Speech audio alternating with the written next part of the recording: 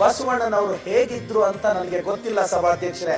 ಆದ್ರೆ 5 ವರ್ಷಗಳ ಕಾಲ ಯಾವ ಜಾತಿ ಅಂತ ನಮ್ಮನ್ನ ಕೇಳದೆ ಸಿದ್ಧಗಂಗಾ ಕ್ಷೇತ್ರ ಮಠದಲ್ಲಿ ಸೀಟನ್ನ ಕೊಟ್ಟು ನನ್ನಂತ ಬಡವರಿಗೆ ದಾರಿದೀಪವಾದ ಶಿವಕುಮಾರ ಸ್ವಾಮೀಜಿಗಳೇ ನಮ್ಮಂತರ ಪಾಲಿಗೆ ಬಸವಣ್ಣನವರು ಅಂತ ಹೇಳಕ್ಕೆ ಬಯಸ್ತೀನಿ ಸಭಾಧ್ಯಕ್ಷರೇ.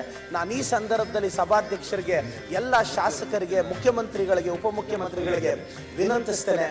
ಶಿವಕುಮಾರ ಸ್ವಾಮೀಜಿಯವರು ವಿಶೇಷವಾಗಿ ಉತ್ತರ ಕರ್ನಾಟಕದ 10,000ಕ್ಕೂ ಹೆಚ್ಚು ವಿದ್ಯಾರ್ಥಿಗಳು 1 ವರ್ಷ ಸಿದ್ಧಗಂಗಾ ಮಠದಲ್ಲಿ ಅಕ್ಷರ ಕಲಿತಾ ಇದ್ದಾರೆ, ಅನ್ನ ಪಡಿತಾ ಇದ್ದಾರೆ. ಸೊ ಶಿವಕುಮಾರ ಸ್ವಾಮೀಜಿಯವರಿಗೆ ನಮಗೆ ಬಹಳಷ್ಟು ವರ್ಷಗಳಿಂದ ಒಂದು ನೋವಿದೆ.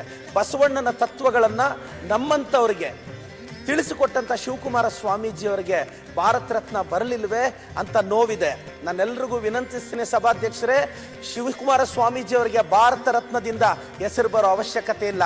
ಭಾರತ ರತ್ನಕ್ಕೇನಾದರೂ ಗೌರವ ಹೆಚ್ಚಾಗಬೇಕು ಅಂದರೆ ಶಿವಕುಮಾರ ಸ್ವಾಮೀಜಿಯವರಿಗೆ ಅದು ಒಲಿಬೇಕು ಅಂತ ನಾನು ಆ ದೇವರಲ್ಲಿ ತಮ್ಮಲ್ಲಿ ಪ್ರಾರ್ಥಿಸ್ತಾ ಮತ್ತೊಂದು ವಿನಂತಿಸ್ತೇನೆ.